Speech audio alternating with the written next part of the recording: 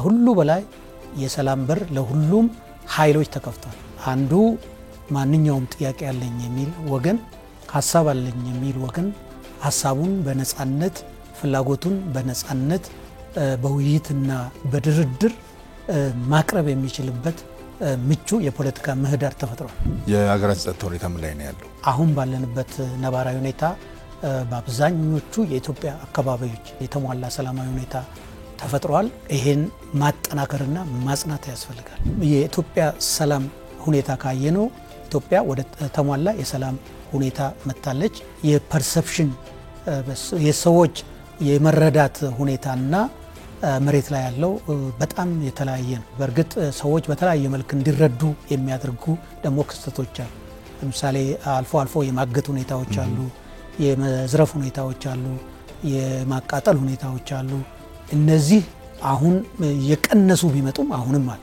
እነዚህም በቀጣይነት የህብረተሰቡን አደረጃጀቶች በማጠናከር የአካባቢውን አስተዳደር በማጠናከር የህብረተሰቡን ንቃት በማጠናከር አሁንም ችግሮቹን ለመፍታት መንግስት ጥረት እያደረገ ነው። ከመዲናዋ 200 ኪሎ ሜትር ርቀት ላይ ባሉ አካባቢዎች ላይ የሚፈጸሙ እገታዎች የመንግስት አራንጅ ፖለቲካል ናቸው ወይስ ተራ ሽፍትነት ናቸው? በሚረዳው መንግስት አብዛኛው እገታዎች የሚደረጉት ከኢኮኖሚ ጋር የተያያዘ ሰዎች ለፍተው ጥረው ግረው የራሳቸውን የኢኮኖሚ አቅም ከማጠናከር ይልቅ በአንድ ጊዜ የመበልጸግ ፍላጎትን ለማሳካት ሲሉ በተለያየ ቦታ ሰዎችን እያገቱ ከፍተኛ የሆነ ዝርፊያ ይፈጽማሉ።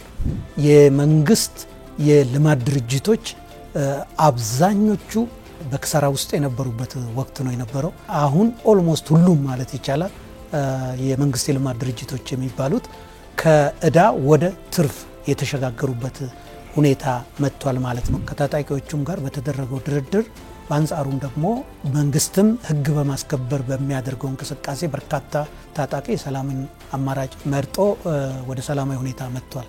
አሁን በአማራ ክልል በአብዛኞቹ አካባቢዎች ሰላማዊ ሁኔታ ተፈጥሯል። የክልሉ መንግስት ተጠናክሯል። አደረጃጀቱን እስከ ቀበሌ ያጠናክሯል። በአብዛኛው ኦልሞስት 90% በሚሆን አካባቢ ራሱ ክልሉ በራሱ ታጣቂ በራሱ አስተዳደር በራሱ የጸጥታ ሁኔታ የሚቆጣጠርበት ሁኔታ ተፈጥሯል። የዋጋ ንረት ለመከላከልና በተለይ ደግሞ የኢኮኖሚ ሪፎርሙ የማክሮ ኢኮኖሚ ማሻሻያው ዝቅተኛ የህብረተሰብ ክፍሎች ላይ ተጨማሪ ጉዳት እንዳያደርስ ይወሰዳሉ የተባሉ እርምጃዎች ምን ላይ የተወሰዱ ነው? መንግስት እስከ 300 በላይ ቢሊዮን በዚህ 9 ወር ጊዜ ውስጥ ብቻ ለድጎማ አውሏል። ነዳጅ እኛ በውድ ዋጋ ገዝተን አብዛኛው ከዚህ ወሰድና ወደ ጎረቤት ሀገር ይሄዳል። ነዳጅ ወዳላቸው ሀገሮች ጭምር ይሄዳል። እነዚህ ላይ ጥብቅ ቁጥጥር ማድረግ ከአምስቱ ፒላሮች አንዱ ኢንዱስትሪ ነው፣ ማኒፋክቸሪንግ ነው። የለውጡ ወይም ደግሞ ይሄ ስራ ከመጀመሩ በፊት 41% አቅማቸው ብቻ ናቸው የሚሰሩት። አሁን ይሄ ወደ 61% እንዲደርስ ሆኗል።